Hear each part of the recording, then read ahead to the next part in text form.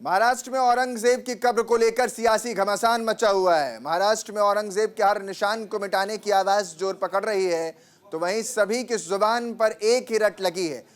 एक ही सुर में हर कोई बोल रहा है कि महाराष्ट्र में औरंगजेब की यादों को मिटा देंगे। लेकिन मुख्यमंत्री देवेंद्र फडणवीस ने भिवंडी में साफ कर दिया कि औरंगजेब का महिमा मंडन करने वालों को मिट्टी में मिला दिया जाएगा, जिससे गलियारों में सियासी बयानबाजी भी तेज हो गई है। औरंगजेब के विरोध में एक साथ उठने वाली आवाज अब आपस में ही टकराने लगी हैं। और ये रिपोर्ट देखिए, समझिए कि आखिर ये टकराव महाराष्ट्र में महा टकराव की कैसे तस्वीर बन रहा है।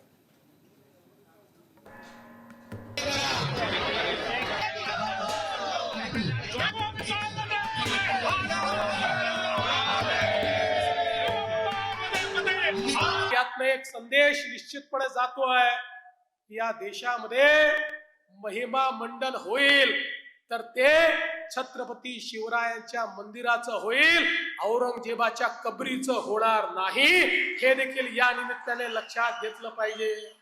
आज हे ठीक आहे, खरं म्हणजे त्या औरंग्याची कबर कशाला हवी, परंतु आपल्याला देखील कल्पना आहे की एएसआयने त्याला 50 वर्षापूर्वी संरक्षित म्हणून अशा प्रकारचं त्या ठिकाणी स्थळ म्हणून घोषित केलेलं आहे आणि म्हणून त्याचं संरक्षण देखील करायची जबाबदारी ही राज्य सरकारवर आणि केंद्र सरकारवर येऊन पडलेली आहे। काय दुर्दैव आहे, ज्या औरंग्याने आमच्या हजारो लोकांना मारलं त्याच्याच कबरीचं संरक्षण आम्हाला करावं लागतं। पण एक वचन तुम्हाला निश्चितपणे देतो, काहीही झालं तरी या महाराष्ट्रामध्ये औरंगजेबाच्या कबरीचं महिमा मंडन होऊ देणार नाही, त्याचं उदात्तीकरण होऊ देणार नाही। त्याचं उदात्तीकरण करण्याचा कोणी प्रयत्न केला तर तो प्रयत्न त्याच ठिकाणी चिरडून टाकण्याचं काम या आम्ही केल्याशिवाय राहणार नाही। हे वचन छत्रपती शिवरायांच्या या मंदिराच्या समोर आपल्या सर्व। और एकनाथ शिंदे की भी कोई भूमिका नहीं है, यह अमित शाह की भूमिका है। एकनाथ शिंदे बोल रहे, एकनाथ शिंदे जी की क्या भूमिका हो सकती है उसमें? कल तक तो 3 साल तक हमारे साथ रहे, उनको मालूम है क्या भूमिका है। शौर्य का प्रतीक है, शौर्य का प्रतीक कभी टूटना नहीं चाहिए, ये हमारी भूमिका है। छत्रपति शिवाजी महाराज ने औरंगजेब से इतना बड़ा युद्ध किया है मराठाओं ने। छत्रपति जी के मृत्यु के बाद भी 25 साल औरंगजेब महाराष्ट्र में लड़ता रहा, लेकिन विजय नहीं प्राप्त कर सका। और वहां उनकी कब्र, ये आने वाली पीढ़ियों को इतिहास से दिखना चाहिए, चाहे अफजल खान की कब्र हो या चाहे औरंगजेब की कब्र। अगर इतिहास कोई समझने को तैयार नहीं तो इतिहास के शत्रु है, जो दुश्मन इतिहास के। मैं गडकरी साहब के इस बयान का स्वागत करता हूं। उसने राष्ट्र हित की बात की।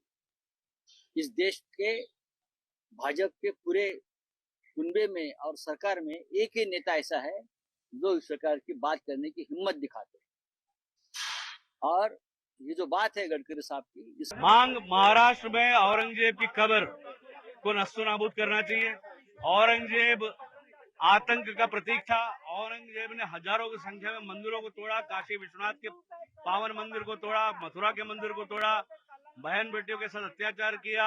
औरंगजेब ने लाखों लोगों का धर्मांतरण किया। छत्रपति शिवाजी के ऊपर यातनाएं ढाई, उनको अलग छल से उनको अरेस्ट किया।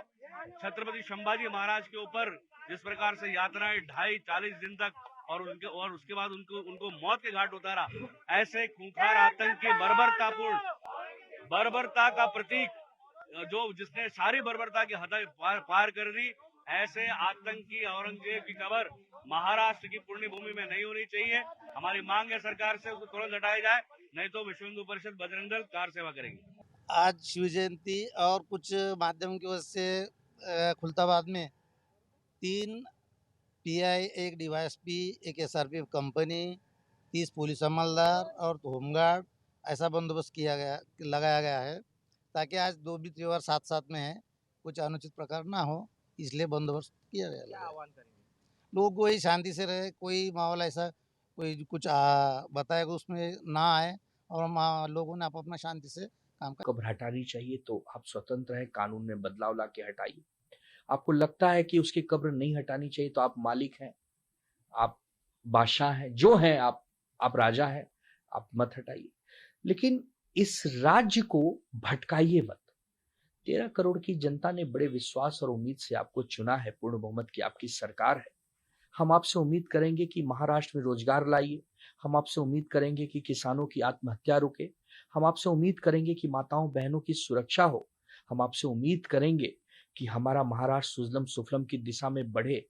ये हिंदू मुसलमान, ये ईद और होली, लोग अब इससे बाज फिलहाल यहाँ बुलेटिन में एक छोटे से ब्रेक के लिए आपका हिम्मत जो है बने रहे हमारे साथ, देखते रहिए न्यूज इंडिया।